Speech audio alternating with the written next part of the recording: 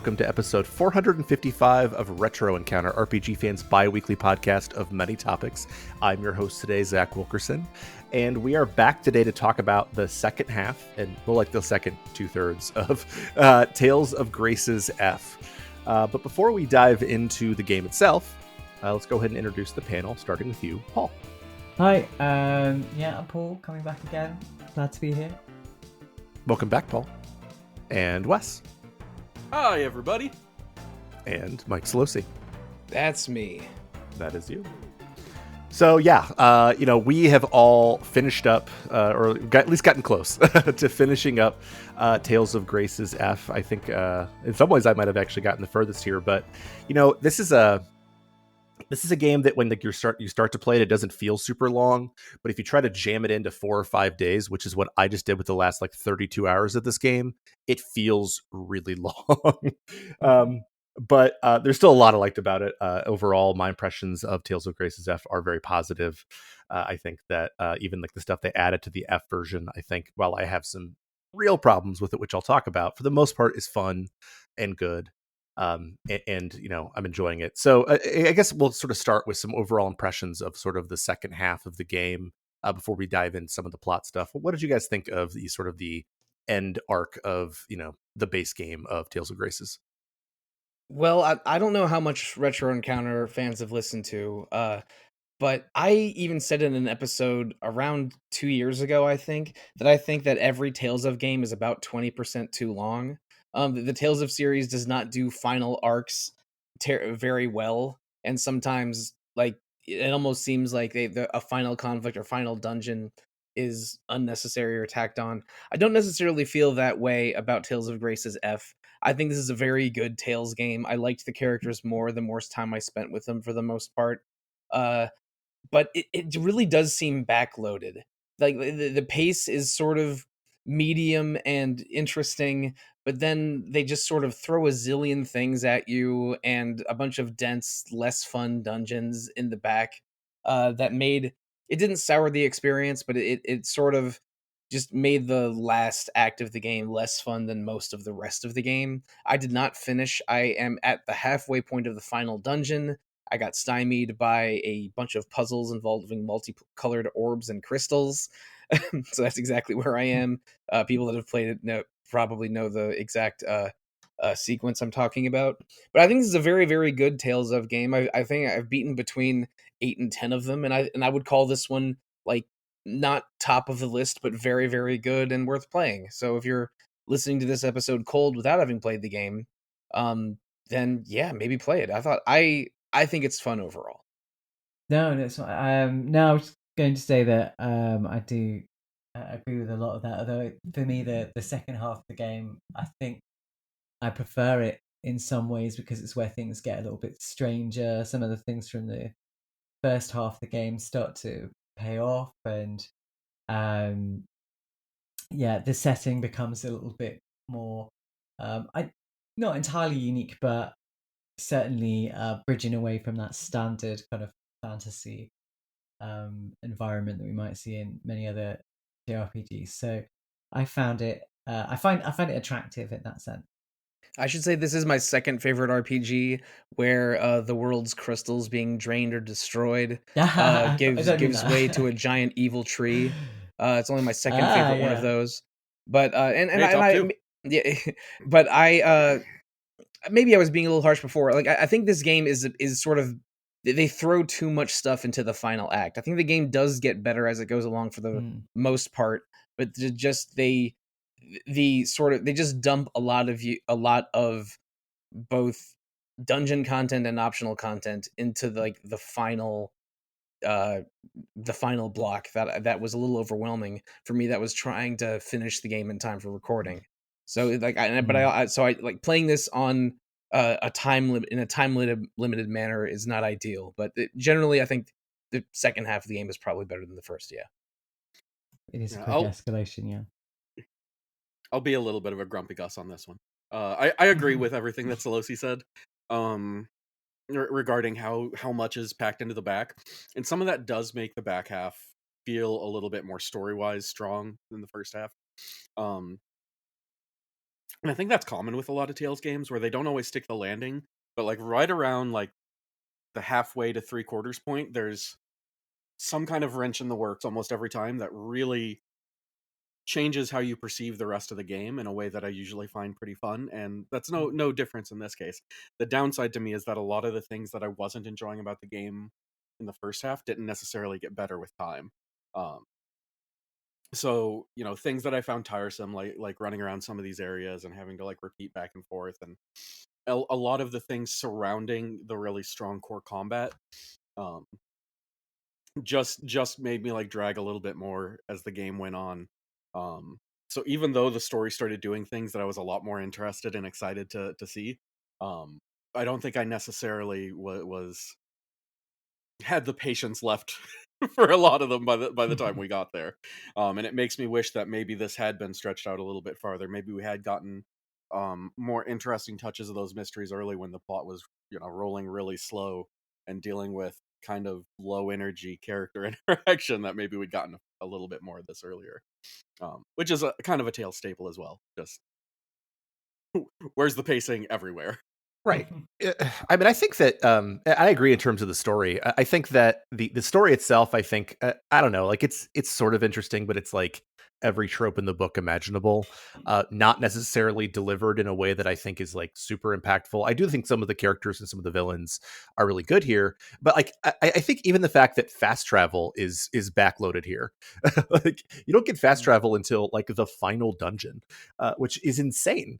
What I would have given for it at hour 3. Yeah, and like you're right, like the backtracking I think is super frustrating, but like there's a side quest where you actually go fight Bryce, the assassin from the very beginning of the game. And so like my partner and I tried to go fight him when we were like level 28, and we just got obliterated. It was like, okay, well I just don't think this is possible right now, at least not for with our skill level, or pushing it down to easy or whatever. And then like I couldn't get back to that spot until the end of the game, and I was like level 60. I was like, okay, well now this is easy. And so I think that like some of the side questing stuff, and I feel like Tales games always like side questing stuff is like weird. Like we think about Vesperia with all like the very time specific stuff, like you do it now or you don't do it. Here it's like you do it all at the end, and that's the only time you get to do it. That even stretches into the future arc as well, where like it's just like, oh, okay, let's do the side quest all here now at the end.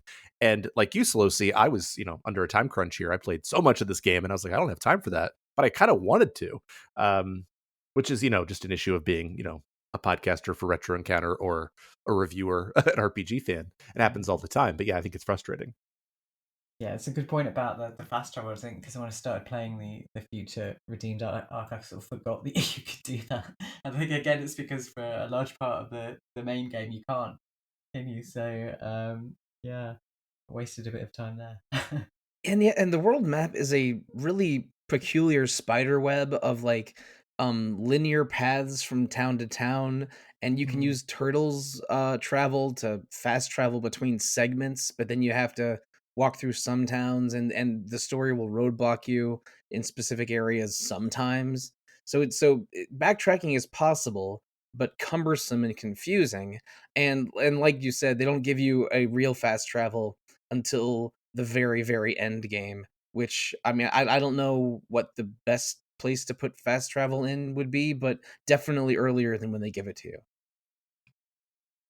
And also, I mean, it's just me. This is jumping ahead a little bit, but like one of the last areas you go is a place called Fodra, which appears to be a planet 10 times the size of your world, but really it's just 2 linear corridors and 3 hubs.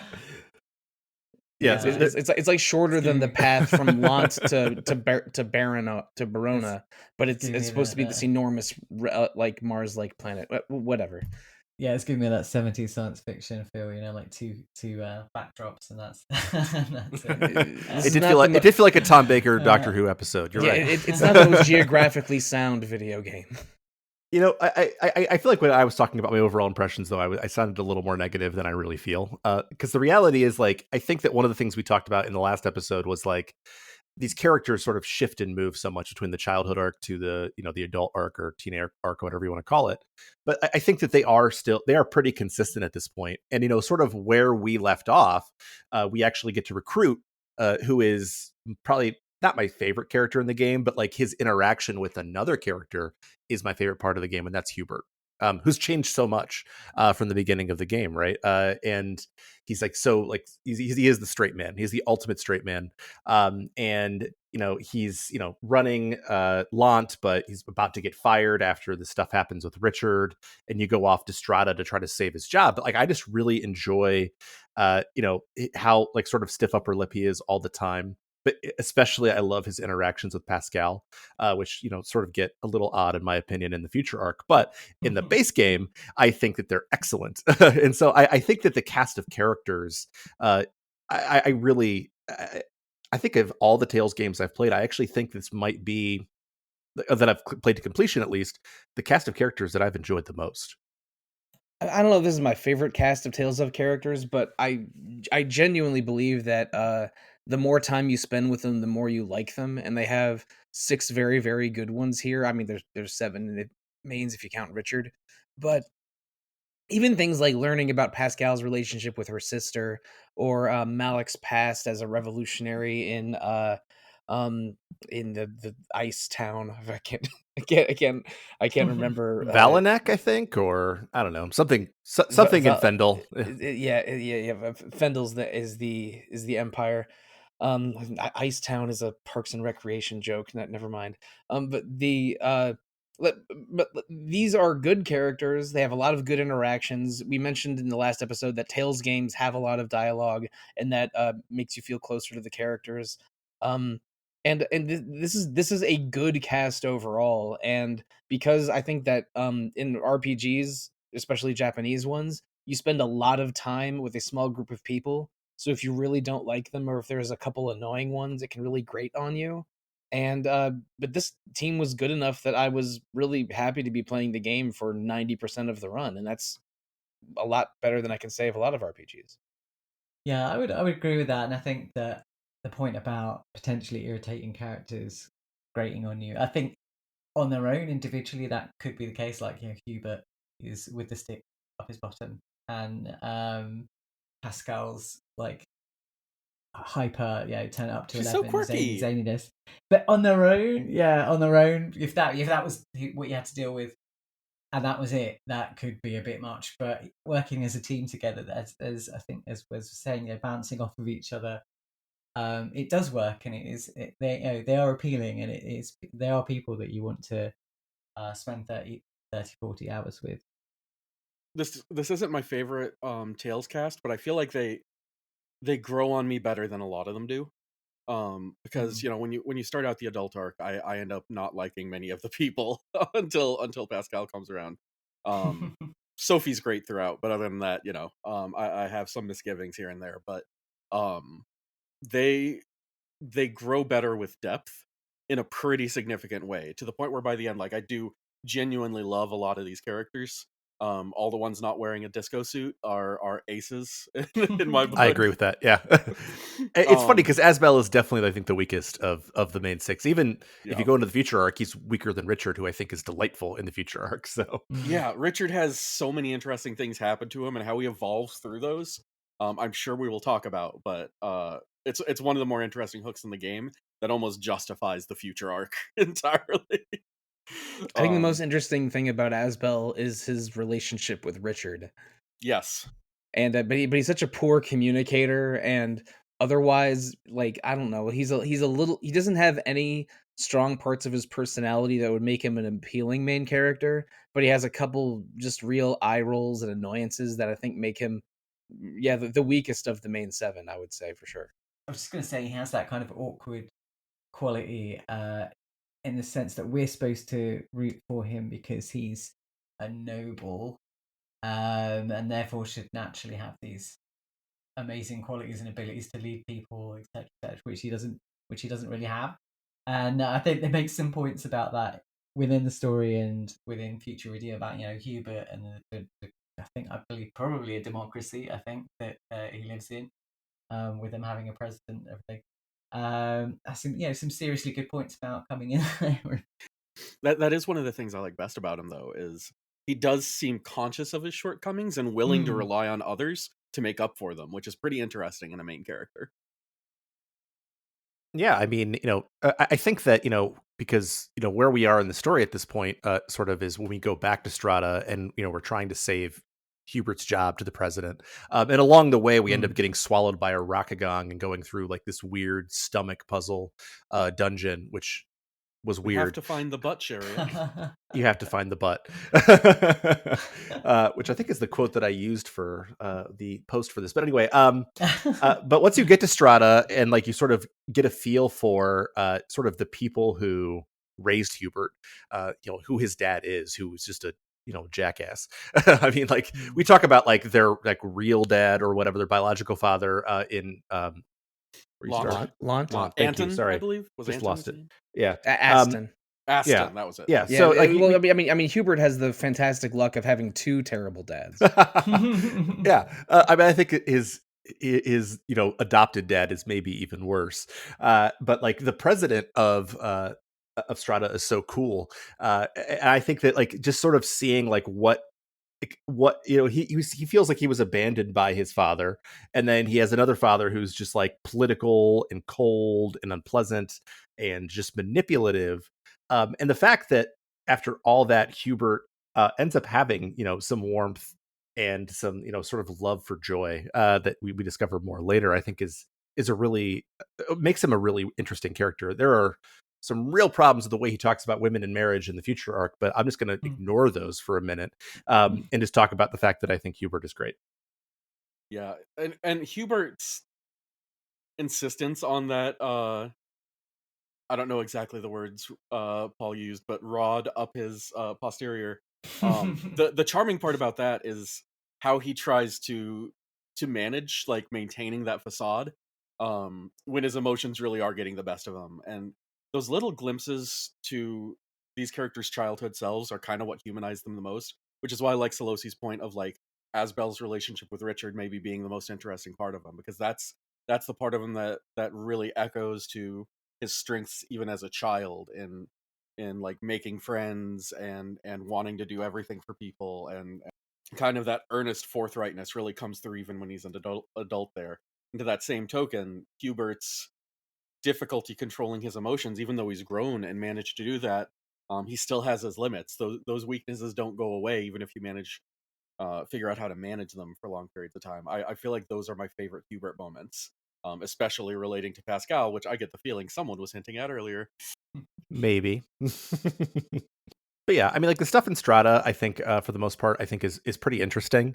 I like the president is reasonable of this country that sort of seems like that they would be cold. He's very different from Hubert in a lot of ways, but he seems very competent. But here is also where we sort of get like sort of the beginning of the end game here, where there's a problem with what's called a Valkanus, which basically is the source of Iliff, which is the energy, the magic of this world. Every Tales of game invents like 16 new nonsense words that you're expected to know immediately. Yeah, wasn't that like part of a this, that, or the other on a quiz show at some point? Tales probably. of nonsense or something. I'd have to look through my docs on that, but I am almost certain that Tales of was part of this, that, or the other at some point. I had to get a little creative with those eventually, but like I mean, like between Legendia having Eris and Aaron and these having Iliff, and every time I feel like I'm they just sort of just throw new vocabulary at you to disguise the weaker parts of the storytelling. But anyway, please continue.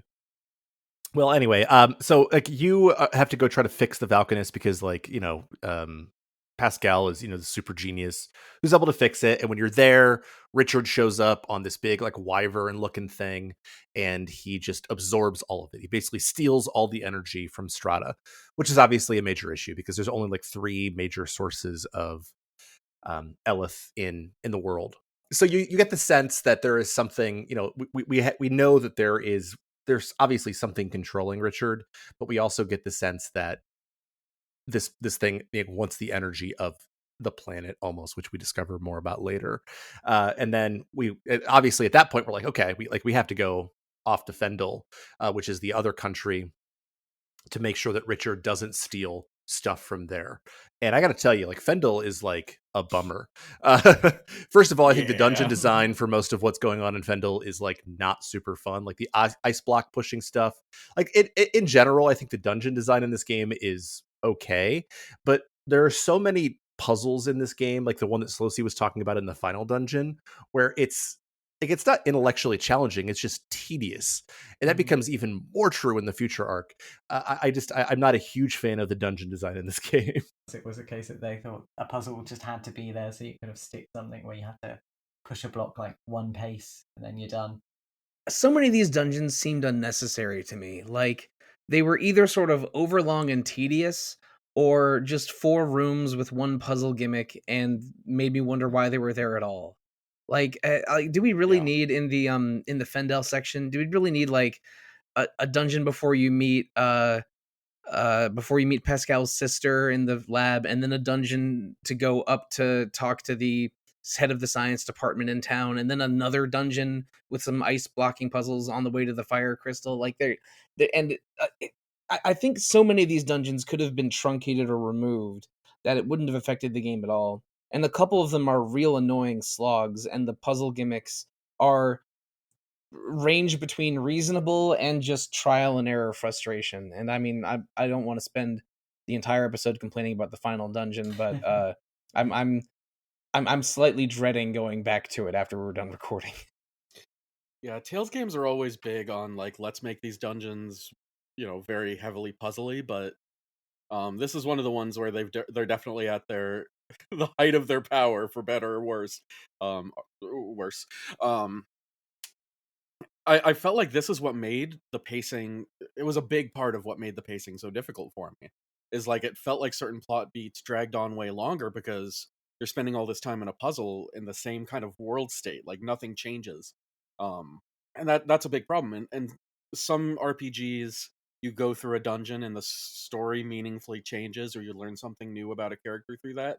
But so often in this, dungeons are just, we needed some gameplay in between these two cutscenes, where you're not going to learn a whole lot new through this dungeon. You're just going to do some puzzling, do some fighting, and then you can continue on. So it feels more like a barrier than a natural progression of the story. Um, and I don't say I'm not one of those people who thinks everything needs to move the main narrative ahead, but at least give me like some reason to care about why I'm here.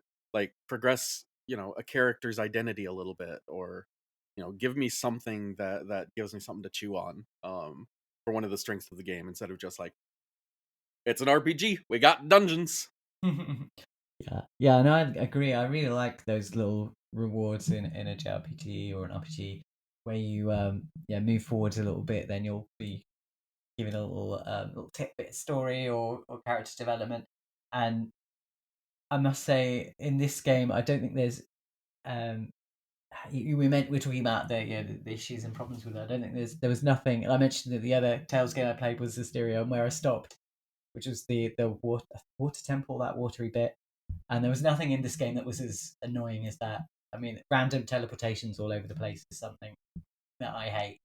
You really picked a hell of a first game to make your first Tales attempt. Yeah, I mean, like there's literally a dungeon at the end of the future arc that is just like a bunch of like invisible walls that teleport you around constantly. And again, the one thing I will say about like at least like the base game stuff, except for maybe the one that I know Solosi's on right now, is like I think that they're tedious, but they're not super time consuming. Whereas I think one of the big problems of the future arc is like oh my gosh, let's give you like the most annoying and sometimes like sort of challenging spatially like puzzles, and like look y'all, you're not Lufia 2, you're never gonna be Lufia 2. Stop trying to be Lufia 2. They did it. You could just leave that alone now. Yeah, they want to give you the most dungeon, and that's not always the best dungeon. Yeah, I mean, like luckily, at least for me at least, like the combat is still like it is increasingly engaging as the game goes. I think because like you get more CC, you get more arts, you have more sort of variety in the way that you can approach these things. So like it didn't bother me nearly as much as it would have if I was not engaged by the combat. Yeah, I think we talked a lot about the combat in the last episode, didn't we? And I completely agree that I didn't mind too much most of the time. If there were ever points in any of the dungeons where I felt the puzzles were too simple or too obtuse, just that combat rhythm just kept drawing me back in anyway. I'll be a broken record again. I am extremely grateful for Tales of games without TP systems, because it makes everything just move so much more quickly, and it's one less sort of resource balance to manage. Um, and I mean, as the combat gets better and your characters get better, it stays fun and engaging, just like Zach alluded to. Yeah, no notes. I mean, I really like Malik's boomerang combos. Well, it's Yeah, good they're because great. like Fendel's all about. For the record, first of all, before I get to talking about Fendel, there's a part in Future where like the party gets split, and like I had to control Malik because like it was like Hubert was in the party, and my partner always controls Hubert. So I was like, oh, I'm gonna try Malik. I am garbage with Malik. I'm impressed that you're good with him because like I feel like that the sort of the mix between the A arts and the B arts never made any sense to me while I was trying to play him. So good for you. I think That's that if you have a B art that you know is effective against that enemy, then guarding, dodging, and just and like pacing out your casting is good. But if you want to use the boomerang combos, I mean, he has one where he rides his blade orang like a that's wakeboard, which Yeah. I never got tired of. And he's sort of like you can have him be this mid range attacker or a back row caster, and have him be quite effective at either. And Pascal's very different because she's a mid-range attacker or a close-up caster, mostly. But I don't know. Like I think I said this last episode, but I normally think that playing a mage in a Tales game is really boring. But with these, the three mage characters here are decently fun attackers. Or if you want to plant yourself in the back row and cast spells, they're at least very powerful. So I tried to use mage characters more than I usually do in Graces and had a pretty good time doing it. When normally I'm content to use like give me a sword character or a punching and kicking character and I'll manage. But this time I was like, no, I'll mess around with blade orangs and shot stabs. I think I said boomerangs before. I'm sorry, it's blade orangs. No, I How had dare the you? yeah, no, I had the opposite experience to you, Zach, when that bit in the Future Redeemed, in that the party split forced me to use Malik, and I actually really enjoyed it. The Blade rank thing, yeah, piling straight into a big horde of enemies, even though he's supposed to be. The game tells you he's a ranged character, stay away from it. It's like, no, it takes you right into their faces. But it seems to work, so I kept Fair doing enough. Yeah, maybe I shouldn't have listened to the Yeah. advice of the game, which I should know better. Like, oh, this doesn't work for me. Maybe I should try something different. But yeah, I mean, I think that one of the things I like about Fendel, so Fendel, first of all, is like this snow area that is, they have like sort of limited Iliff, so you can tell that they are like they've sort of like replaced the fact that they have limited resources with like being militant. It's like sort of before you've gotten to Fendel, you've always sort of known them as the enemy. And it's because they have a pretty built up military. And so like you're trying to go save their Valkanist, but you discover a lot of stuff along the way. First of all, that Malik is originally from here, that he was part of sort of this revolutionary group that eventually he leaves for. But maybe most importantly, we also meet the Amarcians, who are so they live in this area and they're sort of, they have a relationship with Fendel.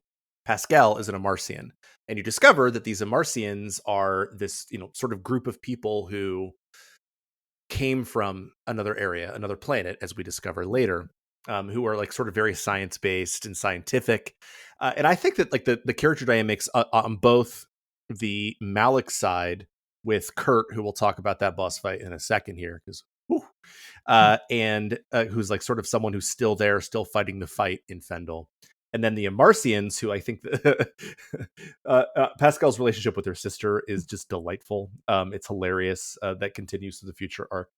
So there's a lot of like lore dumping here, but there's also a lot of character interaction for paths. And I think that for me, actually, I think this was the most enjoyable part of the game from a story perspective. Which part is it where Pascal does turn around to them and say, "Oh yeah, I'm a member of one of those of the ancient race. Yeah, that's us. That's me." It's right before you go looking for them. She's like, "Oh yeah, I'm an That is Amarcian. funny. Didn't you meet me in Amarcian ruins?" And they're like, "Well, yes, but you never told us you were one of them. Yeah, that sounds right. We weren't even sure Just they so were matter still of fact, around." And like- suddenly you're like, "Oh yeah, I'll just take you to where we live." Yeah, I mean this section, you're evoking it really well there, Zach, and I think the draining of the Baronesses is much more effective here. It's like it's almost, in a way, it's a dire situation in the previous location, but it's almost kind of brushed off. Whereas, as you say, here's got this really grim atmosphere, people huddling next to fires, things that just barely getting along as it is, as they are. And then obviously we're heading up to some worse stuff happening again. And the consequences just seem to be much more elevated in this town, which I think just improves the atmosphere astronomically. I wish that their ferry system was better, because it's a bunch of ice corridors and then a boat that only goes one way. It was a particularly frustrating part of the game to not have fast travel in. Yeah, that's the truth. I mean, I think that I said I like it from a story perspective because I think that in particular I like Malik and his backstory, which I'll talk about more in a second. But like the gameplay here, I think is when things start to become a little sloggy at times, and it's not just because I was under a time constraint; it's because it's just like puzzle after dungeon after dungeon, which I don't think is great. But I do think that Malik, who in the future arc, I think fascinatingly becomes like this super goofy character, which I think is really delightful. And he's super fun, but he's always like super serious in the base game. But I think that you understand why that's the case here. He has this lover who was lost. He has this friend who he sort of lost contact with to leave for Windor. In that fight with that friend, and maybe no one else struggled with this fight, but I certainly did, against like this dude and a bunch of minions. I think we died to it like 12 times. I don't think I'm exaggerating. Like we just got destroyed, and for the most part, like we might have died once, then we kind of figured it out. We were playing on moderate difficulty, so it's a little harder than normal. But yeah, that fight I really struggled with that one. Yeah, no, I agree. Just throwing in a little bit, and it's something you could miss, I think, as well, isn't it? The Malik's love story. Throwing that in just adds a little bit of depth to him. It adds a little bit of a core to the cheerful persona that we've seen so far. The fight with Kurt, I think I did find it a little bit, just thinking backwards, I think I did find it a little bit tougher than things that have come so far. So The Malik backstory is sort of hidden in optional cutscenes that you have to run around Fendel to find, and I think the last couple of them are only in the very, very end game. But that fight is an unusual difficulty spike because the enemies leading up to it are not challenging at all.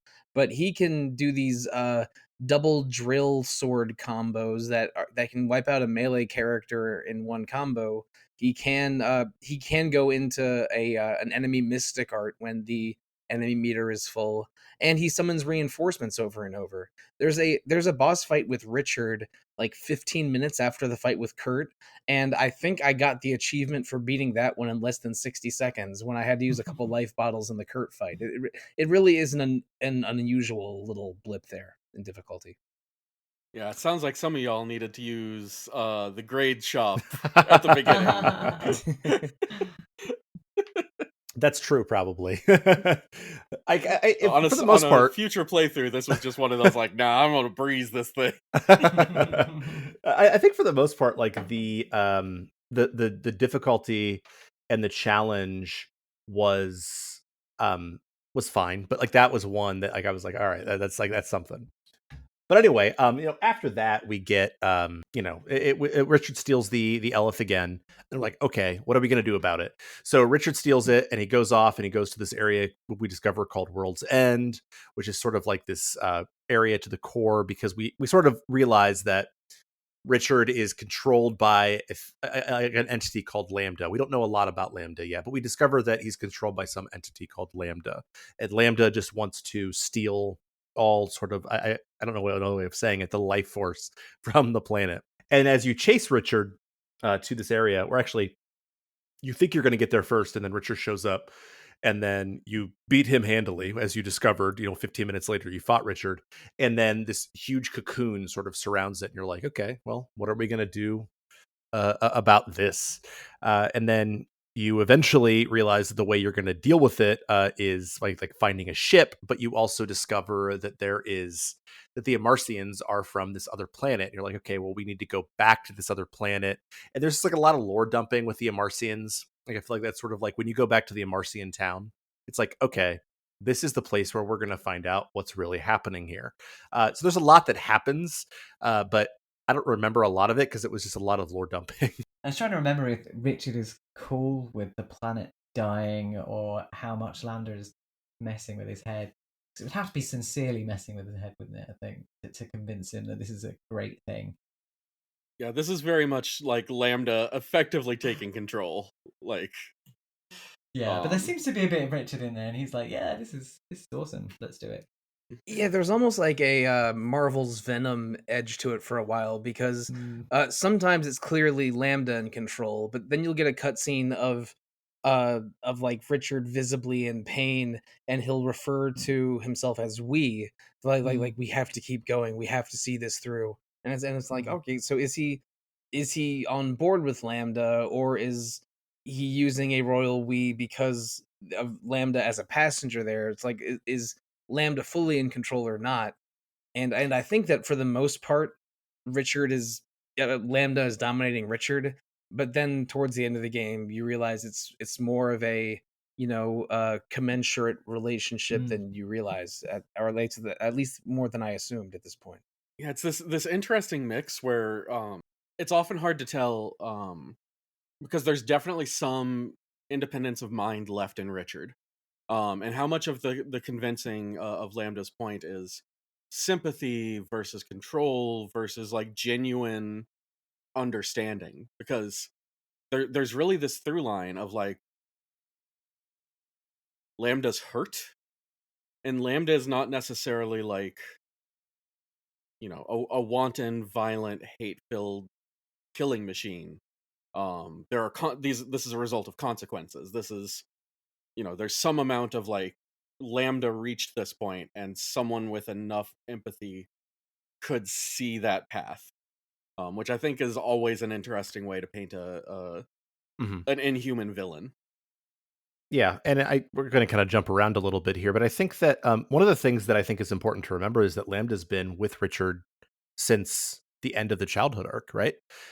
Lambda's been in there for 7 years. 7 years. Yeah, it's a long time. And Richard still, when we first meet him at the beginning of the adult arc, he still has pieces and parts of who he is, but we sort of discover, once we, go to this planet, we're just kind of jumping ahead here, whatever, that Lambda, was an autonomous being that, had been created by this group on Fodra. And so Fodra is sort of the OG planet to some degree, where they are, sort of creating these autonomous things. And they're trying to figure out how to deal with, the lack of Iliff that they have.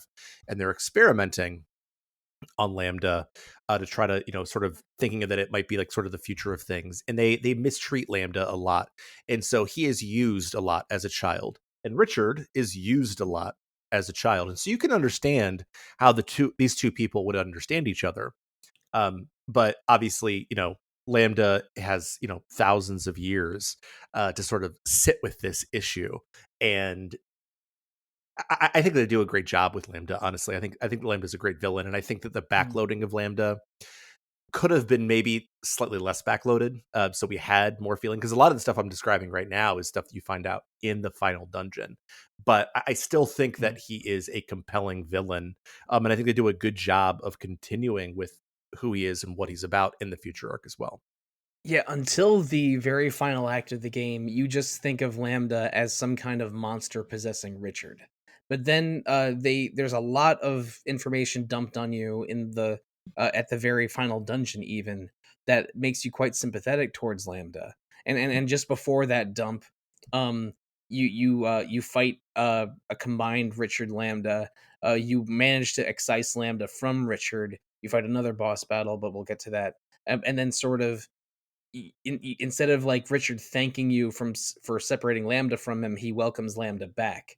And like Zach said a second ago, their arcs are sort of similar. Lambda was experimented on and mistreated badly but he had one sympathetic figure in the laboratory that treated him like a human. But then that person was cruelly ripped away from him, and Lambda was left to suffer for 1,000 years. Where I think the catalyst that had Richard give in to his anger and let Lambda take over was the death of his father, who was probably the one adult in the kingdom that really loved Richard. And then, but with his assassination, and then his uncle, the Duke, and different people within the nobility were pulling at Richard even more, or trying to kill him, was sort of what broke him. So it's it is similar, but they communicate Richard's loneliness and suffering from the very beginning of the game when you first meet him, where Asbel and Sophie and the others are really the Richard's first friends. But we only know of Lambda as this malevolent entity until almost this surprise towards the end, where we learn so much about him all at once. I think more foreshadowing would have benefited Lambda, but by the end, he's a much more interesting villain than he is for 90% of the game. And that could have given an interesting dynamic to explore for part of the game, where the party needs more time to come to grips with the fact that like they can understand this being a little bit more, which I think is maybe more interesting than, you know, following the same path for so long and only having the abrupt change right at the end. Having to deal with that over even a slightly longer period of time definitely could have added something. Even though I do think that, you know, what they have still does kind of work in its own way. And I do love Lambda as a villain as a result of this. I just wish I loved it less in hindsight and more in the moment.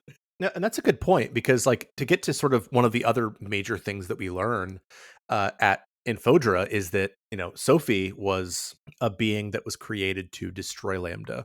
Basically, that is her purpose. It's called Protoseus, is sort of her, like, you know, scientific name or whatever. And so frequently, one of the things that Sophie struggles with over the last, you know, basically since, like, you know, the beginning of where we started playing for this episode is, you know, she needs to take Richard out, but not Richard. She needs to take Lambda out. So, like, how does she navigate that idea of connection and friendship with the fact that she's supposed to take Lambda out? And I think that there is something to that, but I think there are two critical flaws. One is we spent not enough time with Richard before he became Lambda for us to really invest in that friendship element for Sophie. And we get it because she's basically, even though she's 4,000 years old, she's essentially a child. So I think that like that connection and like her overcoming her programming of 4,000 years is interesting, but it would be more interesting if we knew about Lambda earlier. But I also think the other issue is that we didn't know about Lambda earlier. And so like that, like all that complexity that's sort of sitting there, like it sits for too long. Yeah, it's a difficult one, isn't it? Because the earlier introduction might have led to better character development, but at the same time, you can see that they're trying this bait and switch thing. They want that surprise moment. Would that work better a little bit earlier? Yeah, maybe.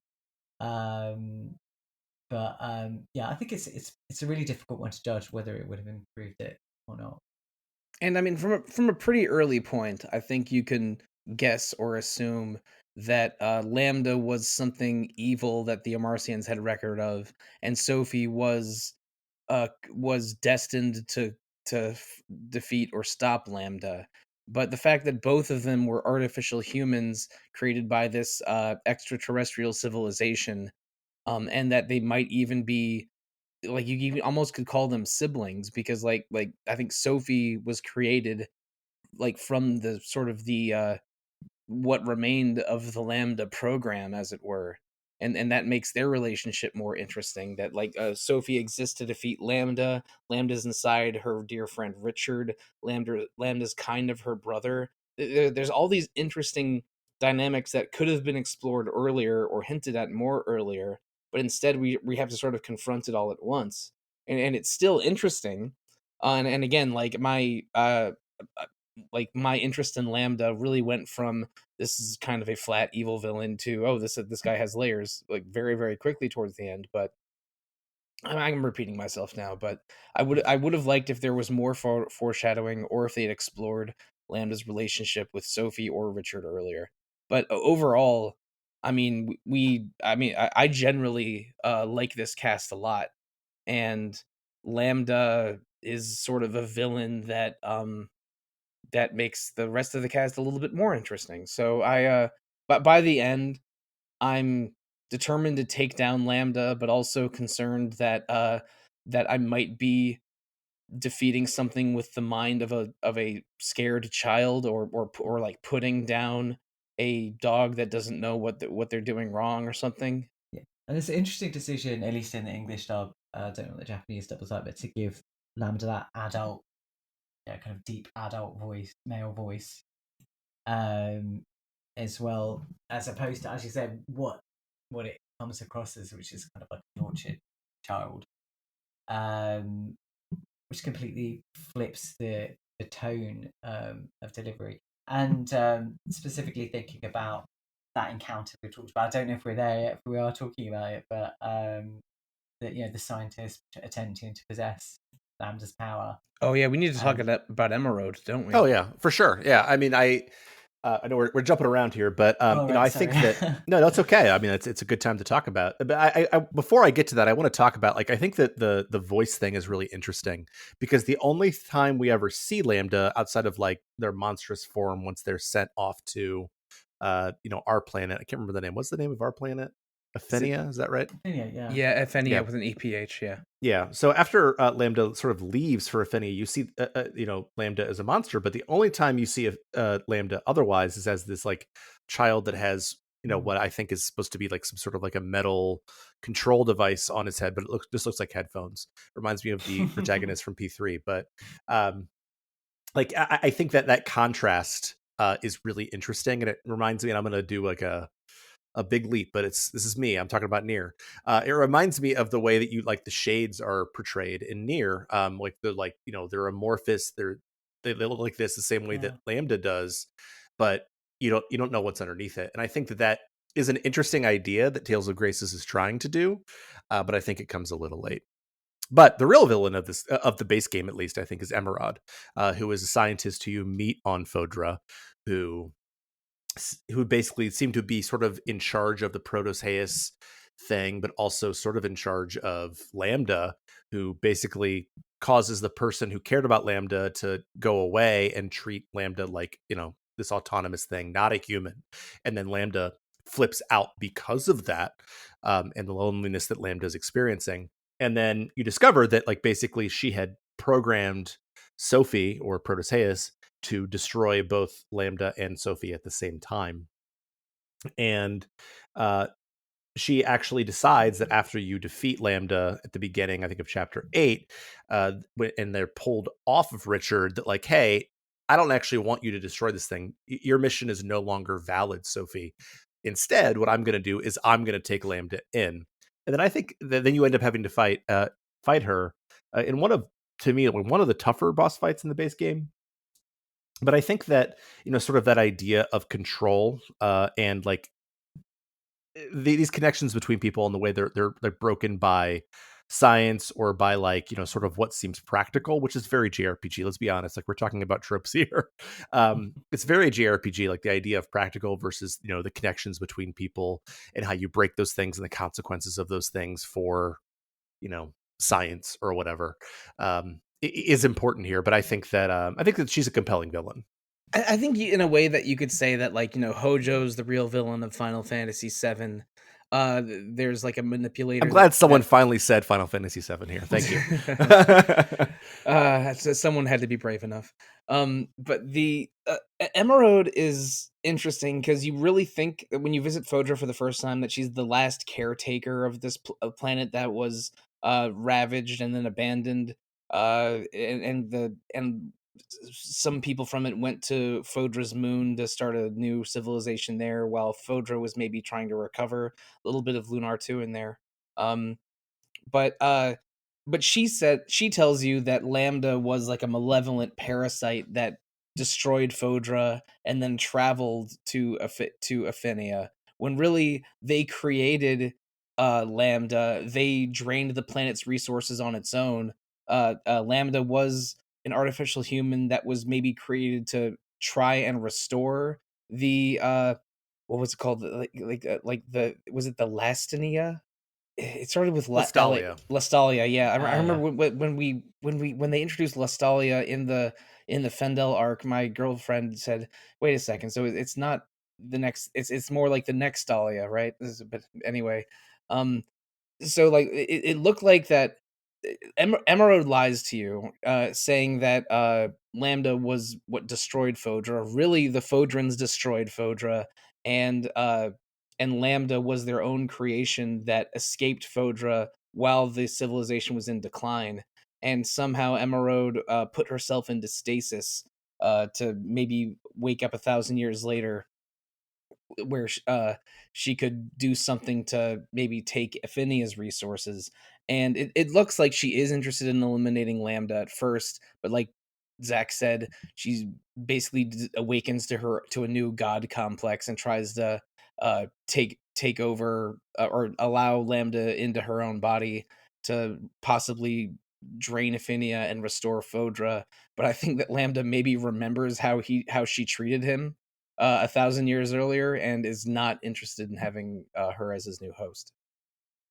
Yeah, and I think that's what leads you back to the conversation that we were having about how much of Richard is in there, how much of Lambda is in there, in the sense that Emery cannot combine successfully with Lambda, cannot convince Lambda that she means it any good in any sense at all.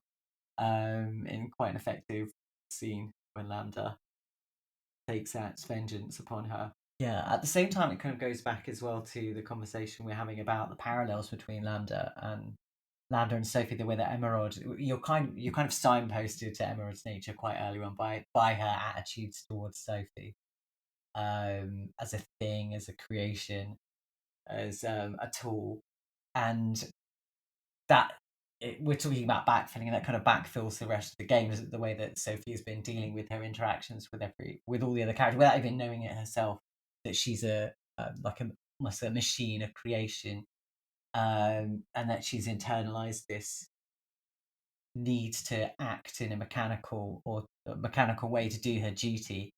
And I know you can talk about it being tropey, and it is to a certain extent, but I feel that's very effective. That inner turmoil between doing what she's been told her purpose is, and finding a new path outside of that. Getting a little bit beyond that, like eventually, like Sophie, when she's talking about destroying Lambda, she's like, I must destroy myself. And I think that once again, Asbel proves himself to be the worst character in this game, because he flips out on her and he's like, no, you can't do that. And then they kind of like hand wave it by Sherry saying like, oh, Asbel, like, he's a man. And we'll talk about some gender stuff when we get to the future arc in a second here. He's a man. He deals with his sadness by being angry. And she's like, oh, okay. Because she doesn't understand. Like, he's just the worst. He's a bad protagonist. I don't think I've decided that until just this second. I don't like Asbel. Welcome, brother. I was just going to say, it seems to be a difficult thing, just generally, doesn't it? Particularly, I suppose, RPGs, which I do love, but that the main protagonist being a bit vanilla, a bit bland, and it's almost like a transitional phase from the silent protagonist to something more complex and more interesting that we see more of, maybe in present times. We're at least starting to see more of that.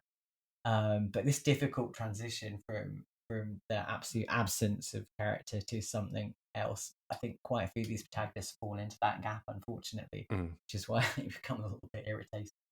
He's so bad at communicating, he might as well be a silent protagonist, and maybe he would have been more appealing as a silent protagonist. But Tales is unusual. Like their main characters really run the gamut of different personalities. Like Yuri from Vesperia is very roguish. Velvet from Berseria is very single-minded in a revenge story. Luke from Tales of the Abyss is really unlikable at the beginning, but then he has a really genuine character arc in which he changes quite a bit. But Asbel just starts out annoying, and then he becomes like this combination of bland and clueless that I never really loved. I was being a little generous saying he was the least interesting party member. I'm not sure if that really crosses the line for me into genuinely hating him, but I'm not going to say I like him. I didn't care for him. I guess he's fine as a noble do-gooder who had some of many things in life handed to him, and then he rejected them because he sucks and his dad sucks. It's I don't know. I'm not trying to defend him or say I dislike him as much as Zach or Wes seems to, but he's not the most likable protagonist. I mean, I think part of the problem is that and this continues into the future arc as well. Like he is like, well, like at some point, like you have a conversation with your mom, and she's like, I can't remember where this happens, but she's like, oh, like your dad always loved you. He just like didn't know how to communicate, and he's like, oh, okay. I guess I should have tried to really understand my dad. Like, no, your dad was an abusive asshole. So no, like, and like then he like sort of like he always wants to listen to what like he always wants to believe what everybody says to the point to where I think it is troubling. And to the point to where like it doesn't manage to interrogate anything. Like I think in some ways you could make the argument that like this is the way that a teenage boy deals with things and like gets to elements of toxic masculinity and things like that. But like the game is not working on that level. And so I think that ultimately it ends up seeming like contradictory and flat. And like I think Paul said this last episode, like you should just listen to authority because they obviously were right to begin with. Yeah, no, now you put it that way, yeah, maybe Dad was right to send my brother off into like a stranger's house in a different. The stranger didn't suck so much, maybe. Yeah. Yeah, and I think that gets to some of the weirdness with the ending itself, which you know the ending itself is you fight Richard again, you fight Lambda, like sort of this pure version of Lambda, and then like basically like you're supposed to destroy Lambda, but at this point like, oh, I don't want to do that. I understand Lambda.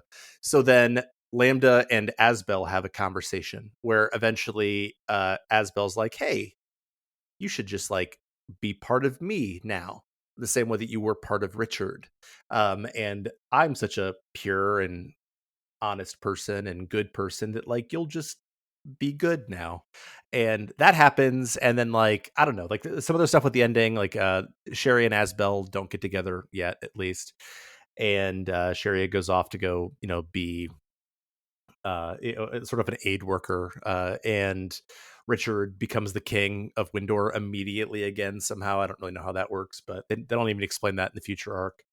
But yeah, and then at the very end, you get this scene, and someone please explain this to me because I haven't finished the future arc, so maybe they do explain it here. But we get this scene where, there's a woman who looks like an older version of Sophie, and then there's a person who looks like a younger version of Asbel. And I think one reading of that is like, oh, Sophie and Asbel get together, which I don't think is true. But maybe like she somehow manages to age, and then Lambda gets to become a child who also looks like Asbel. I don't know what's going on with that. Do you guys know what's going on with that? So my understanding is that is Asbel and Sharia's descendant, essentially, and Sophie has been around for some amount of time. Because did you get to the end of the future arc, Zach? I did not know. Okay. But you can talk about it. It's so fine. I can throw out a quick spoiler. Asbel and Sharia get engaged at the end of the future arc. I feel like before Tales of Grace's F came out and you didn't have that future arc, there was no recourse as to figure out what the heck just happened. Yeah, it was a bit strange. I think I probably did assume something like that. Although it was difficult to know how. Again, has Sophie managed to age in some way? It wasn't entirely clear. That's for sure. So I'm glad that's ironed out a little bit later on. It does kind of work for me. I think because we've seen all those backflashes of Lambda and the horrible way he was treated or it was treated, and the kind of redemption, almost or chance of redemption arc with him being absorbed into Asbel and then giving this chance to see the world through his eyes for a bit, and what that might entail. I don't know. It did, yeah. On some level, it did work for me, I would say. Yeah, I mean, I think that in terms of Lambda, like sort of softening towards humanity in general, and then joining Asbel because Asbel is just so good. Like, I think that there are two things that make that sort of okay for me. One is that like Lambda and Richard have shared a consciousness for 7 years, right? And so I think that Lambda probably understands enough about Asbel to like you'll sort of understand like this is a person who doesn't suck. Like in Lambda's mind, almost every person sucks, right? Obviously, like we have talked about the fact that we all think that Asbel sucks, but from Richard's perspective, I don't think that Asbel sucks, right? And so I think that's a part of it. But also, to be honest with you, like I'm just a sucker for that sort of story beat. It's one of the reasons I like JRPGs. It's a JRPG trope for sure. Like everybody's forgiven and everybody's good. And a huge part of me wants to believe that in real life, even if I maybe every year makes me believe that less. But it's a thing that works for me in general, and I think that I like it in theory, even if I think they didn't give it enough time for it to really work. Yeah, you're right. It could be developed more, but I mean, based on what was said earlier on as well about Richard and Lambda and the parallels between us, which I think was a brilliant point. And that's kind of what's at play here as well. Isn't it? It's kind of like they've been feeding off of each other. There's a cycle of hatred and anger, and moving to could maybe not even Asbel, it could have been anyone. That moving to somebody else maybe gives Lambda a chance to break that cycle for the both of them. And I think that's part of why I'm okay with how it turns out, as well as what you're saying, Zach, which I think is totally right. Yeah, and I think that as Wes alluded to a minute ago, like for the original Japanese players of this game, that was the end. And for probably many players of this game, that was the end. The very ending itself is confusing. I think it's deliberately ambiguous. And so then the future arc happens. And I don't want to spend too much time talking about it because I think only two of us have played most of the way through it. But I do want to go through like sort of my good, the bad, and the ugly of it. And Wes in particular, and also Paul, I want you to tell me what you think of these things. So, in terms of the good of the future arc, so for the record, just from a general perspective, 6 months later, you pick back up. This is like a thing that happens on the credits after the game is over. You can pick up back 6 months later. Now, Asbel is the Lord of Lant, and everything else that we've said still sort of holds from the ending. Sophie's living with him, and there are all these monsters that are sort of attacking, and they're more powerful than other monsters have been. And so to take down these monsters, Lambda starts helping. Basically, part of the agreement was Lambda wasn't going to take over Asbel, was going to be part of it. He was going to sort of live there as, part of him. They're going to share a body. And Lambda like starts helping him, and then like you guys, the band gets back together, and then you realize that the actual original core of Fodra is maybe to blame for what's happening here. And then it turns out that the core of Fodra basically was reacting against humanity, stealing the Iliff and blah, blah, blah, JRPG. So here's the good, in my opinion. The good, first of all, they add what's called the Excel system, which basically gives you this ability to trigger the special ability for every character after you build up a meter throughout the fight. For the most part, it'll add CC. For Hubert, it creates like this like rain of arrows almost that sort of like will stun lock characters or stun lock the enemies, but also it will allow you to keep combos going. It's great. Asbel gets this like fire around him. Other like magician characters like B art cast times like go in half when you trigger it. I think it is really good, and there's a lot of variety with the way the Excel system works, and I think it makes things work really quickly. I think that's great. Also, the Lambda relationship with Asbel is explored a lot. You end it like sort of like Lambda's still not like totally cool with you, but like Asbel's like, oh, he keeps trying to pull him along, and Lambda saves you a lot. And Lambda at some point calls Asbel a fool, but he means it like in sort of a good way. He's like, foolishness has positivity here. And while I still don't like Asbel, I think that part is good. The bad, the dungeon design. The dungeon design is frustrating. It takes all that puzzly stuff and it makes it worse. There's in the final dungeon, there's like this, like where you have like multiple levels and you have to basically like, there's a status effect that applies to each level and you have to go fight a boss with that status effect on to clear it. And if you don't clear each level, you'll have to fight the final boss of that level, of that whole like dungeon, with that on. And the dungeon design gets not only tedious but also frustrating, I think. The ugly, but also this is part of the good. So I like some of the characters get way goofier. Like Richard is on your team here. I think he's really fun. He's really funny. His voice actor still sucks, but he's really funny. And his interactions with the party are really interesting. And they start like really leaning into the romance of these people. Like it's very clear that Sharia and Asbel are going to get together. Hubert and Pascal, on the other hand, this is bad into ugly. Like they don't set up the idea that Hubert is interested in Pascal at all, but now he like super has the hots for her, and it's like sort of out of nowhere. Yeah, he's like head over And heels. It's everyone's jabbing him about it. yeah, that's totally true. And then the ugly gets to that as well, is when Hubert talks in cutscenes or in skits about marriage. He says the most horrific stuff about women and the most horrific stuff about marriage in general, which ruins one of my favorite characters. So those are my good, the bad, and the ugly. Wes, tell me what you think about my good and the bad and the ugly. You're dead on with pretty much all of them. But if there's like a bottom line to the future arc, I feel like the stuff that it does well makes you really wish this had been part of the core game and spread out throughout. Like Malik's goofiness in particular, I would have loved that. These characters would be so much more likable if instead of it all concentrated in this one arc, this was just an aspect of them throughout. Because this is something that Tales games generally do well, is showing multiple sides of a human being. That someone who's super serious can sometimes have a goofy side, because ain't that real life?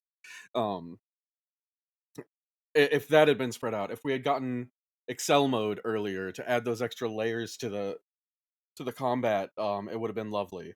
The romance being played a little bit earlier, especially between Pascal and Hubert, man, I would have loved some of that subtext earlier in the game.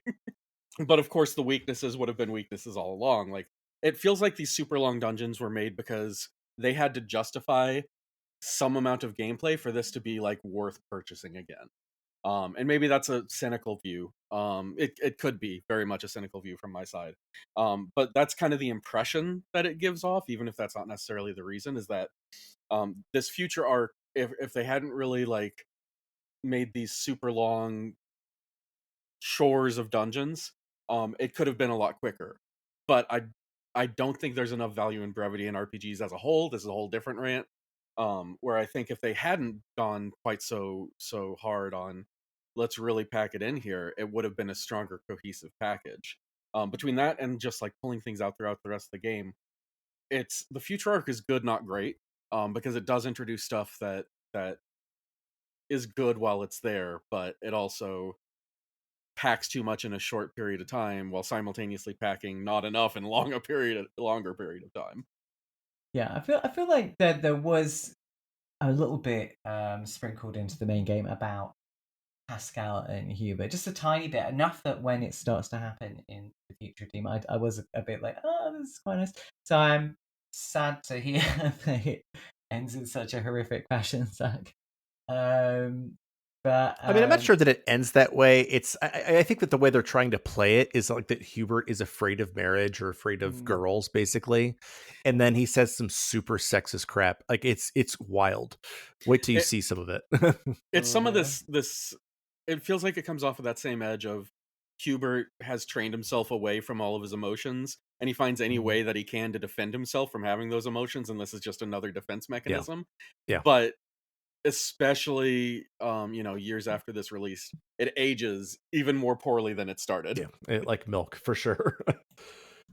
I mean, there's a little bit of it in the base game. Like he chastises Cheria for having a very short skirt, and he's clearly uncomfortable when the conversation about women's attractiveness comes up. So it makes me think that he's just very awkward around women, and just but not in a really misogynist way. But apparently they lean harder into that awkwardness and make it very bad in the future arc, and I'm frankly not looking forward to that. In fairness, it's like it's a couple of skits. You know what I mean? Like it I don't know. I'm not trying to actually downplay the future arc. Overall, I actually think it's enjoyable and it's worth playing. If nothing else, because I think the Excel mode and the combat is really delightful. And I think it's really good to play with. And if you want to go back and like fight like the super boss original version of the boss, you probably need to do it.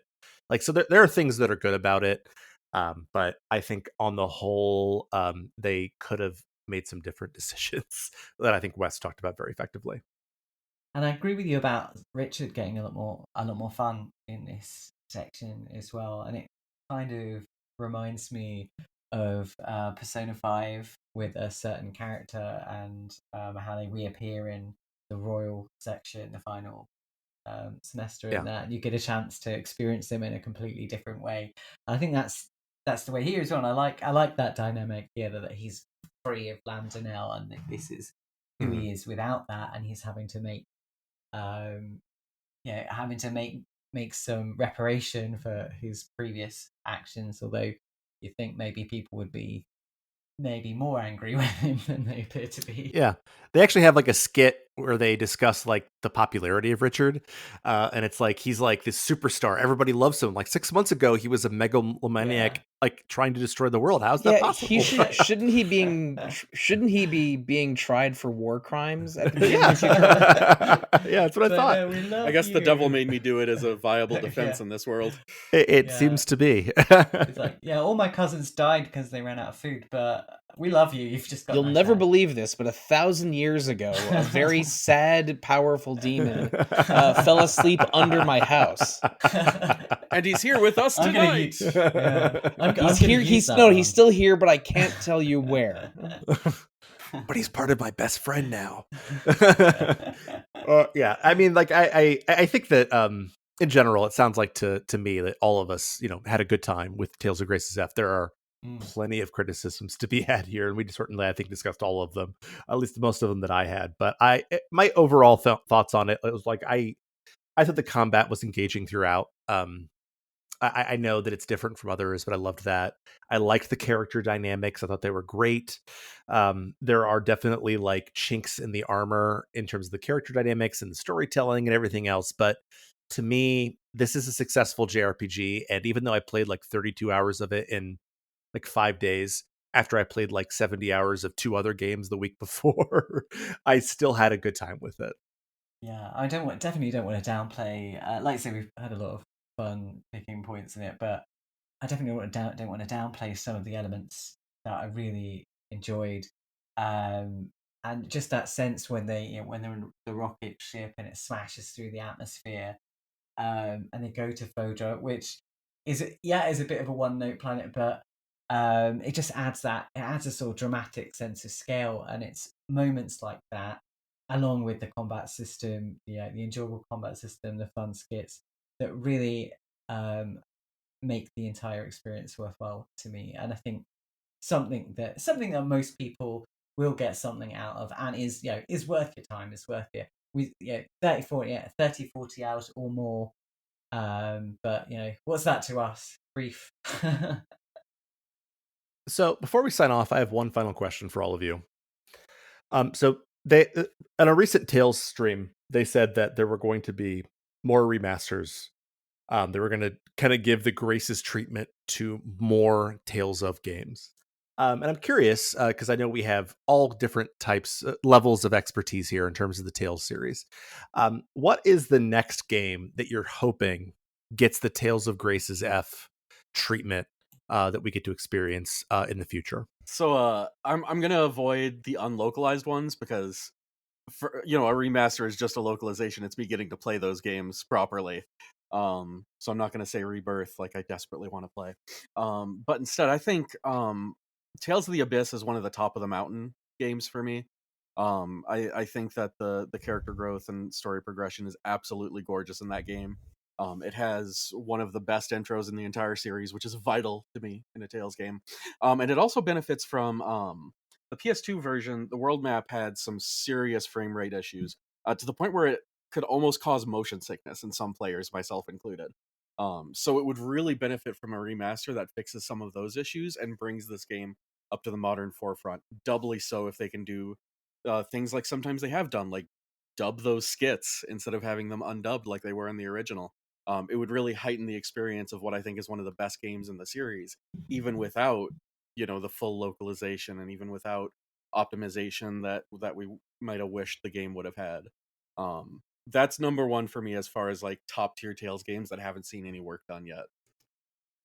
Man, you really gave me flashbacks to the undubbed skits in the original versions of Symphonia and Abyss. They really just dragged down the dialogue a lot. They so When normally fans, well, pretty much all fans really love the good voice work in a Tales game and the amount of dialogue that they give you. I'm not gonna follow the same rules that Wes imposed upon themselves. The one I want the most is the director's cut of Tales of Destiny. Tales of Destiny is the second Tales game. It was for the PS1.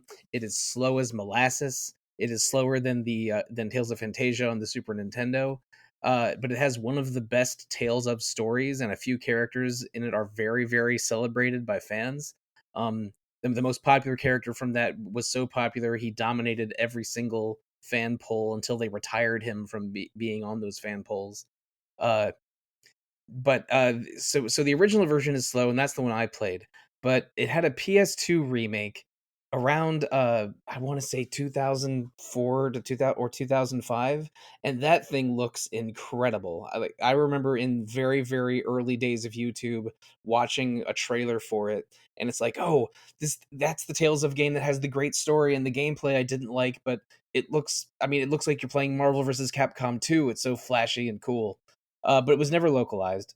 So introducing that Tales of classic to a new audience in its best version with a fresh localization is the stuff of dreams to me. As much as I would love to play Tales of the Abyss or even Tales of Exilia, which I just played a couple years ago for the podcast, it's the Tales of Destiny director's cut. I can't argue with that one. That's a very good choice. Yeah, it's interesting conversations about the voice work there, because I did find myself sitting there listening to every single line being voiced in Grace and thinking, what an amazing thing that is, and something maybe that we take for granted a little bit now. Having played through some the lower budget titles, but that's not the case. So yeah, definitely. For me though, as I said, for somebody with not a huge amount of experience in the Tales series, gets me thinking about something that's maybe a longer conversation, which is like, should we go back right to the beginning? Should we be looking at Fantasia? And how would you approach that? Would you do it in a straight port onto modern consoles and systems, or would you do something more along the lines of the Dragon Quest III HD2D remake, or even something more extensive? Would that be a direction to go in? Would that be interesting? I don't know. I want I think Kless's this is- Soulforge super move to look like a Guilty Gear Zerd super move. I mean, I think that's a possibility. My answer is twofold. One is I think they will do Zillia next, which is not what I want because I've played that game already. Zillia is in a very similar position to Tales of Grace's F, that it already has a very complete localization, and it Right. was locked onto the PS3, which was unfortunate for both of those games. So I think that's a logical choice, although it's not my preferred choice. Yeah, it's what I'm expecting. I'm not super hyped about it, but there are a lot of things about Zillia I love. I think they get the best return on their investment on that one. A lot of people are going to find some really good stuff in that one. Oh, I mean, I really enjoyed my time with Zillia, and I wouldn't be sad. I wouldn't be upset if they chose that. But my answer is the same. Put it in a double pack with Exilia and Exilia 2. I'd get that. Yeah, absolutely. Yeah, but my answer is the same as Wes's. Actually, it's Abyss. I own it on 3DS, but like I don't know. I don't love playing things on the 3DS anymore. I don't know what it is. I've just gotten spoiled by the Switch or whatever. But man, like my wife talks up Tales of the Abyss to me all the time. And you guys, those of you who have played it, talk it up all the time. And I'm like, I need to play this game, especially since apparently it has like a good story, which I've been fine with the story of a lot of Tales of games, but like a good story, that sounds great. Yeah, Zach, Graces and Exilia, I would say, are good, not great Tales. But Abyss is the great Tales. It's like Wes said, if you had to organize those into rankings or tiers, it's going to be at or near the top for a lot of people. Mm-hmm. Yeah, I feel like that and Vesperia are the two that almost always sit at the top of lists. Vesperia is my favorite, but it's a lot of that has to do with the best trio in Tales of History, Yuri, Flynn, and Rapide. 100%. I'm with you on Vesperia. Surprising everyone that I agree with Sollosi on this. Yeah, I mean, have you ever seen Wes and I in the same room? Don't answer that.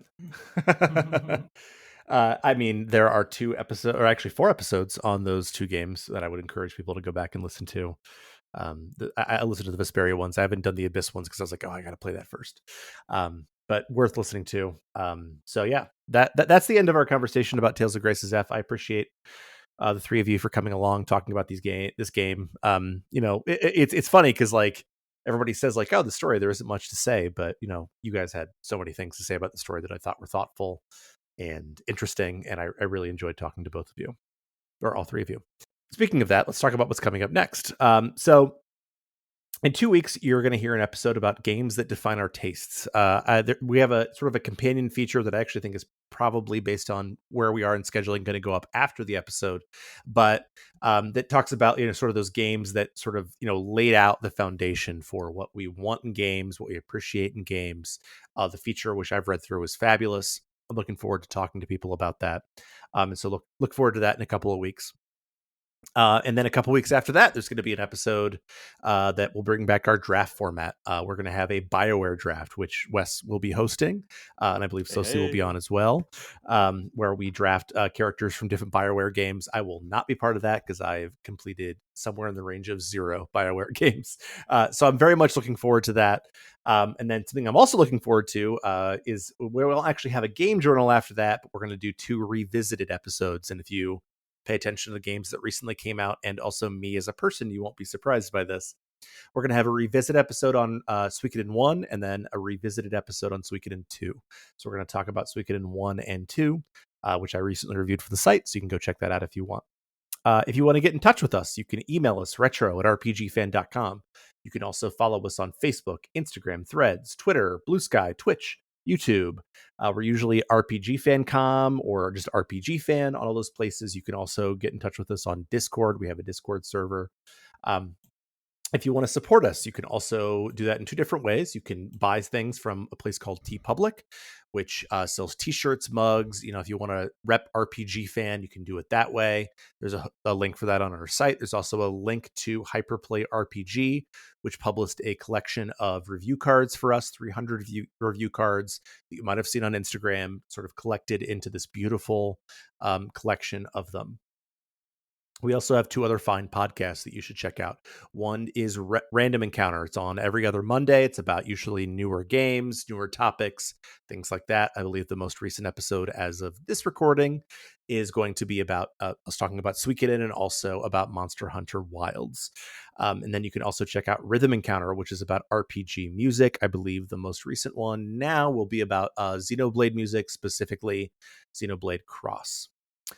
You can also review us on Apple Podcasts, YouTube, Spotify, wherever you can find podcasts. You're probably going to find us there. We love 5-star reviews. And let's talk about where we can find the individual panelists, starting with you, Wes. You can find me on Blue Sky at Lone Weasel, and that's about it these days. Awesome. And what about you, Paul? Yeah, same again. Blue Sky, Paul Skevington. I think that's probably the best place. And Sollosi. I'll join the herd, I guess. You can find me on Blue Sky as @Evoker for Dogs. And Wes, we gotta start colluding on that BioWare draft. I'm thinking in a first round that's entirely Jade Empire. I've got ideas. We're All gonna right. figure this out, you Okay. and me. Yeah. Jade Empire is not going without representation. Believe you me. Okay. All right. We'll see. Maybe I can trick everyone else into grabbing Garrus in the first round. All right, we'll figure it out. We'll figure it out, Wes. I'm probably going to listen to it. Actually, I know I am because I'm going to edit it. I'm still excited for it, even though I haven't played any of those games. But if you want to get in touch with me, the best way is probably email zachw@rpgfan.com. I'm also on our Discord as ZachW. I don't check it that often, so if you message me and I don't respond, I promise I'll get to it eventually. And again, I thank the 3 of you for coming on to talk about these games, for playing at least most of this game. It's a pretty long one, especially if you play the future arc. It's like at least 50 hours. So I appreciate your time and your thoughts. And thank you, listeners. Good night and good luck.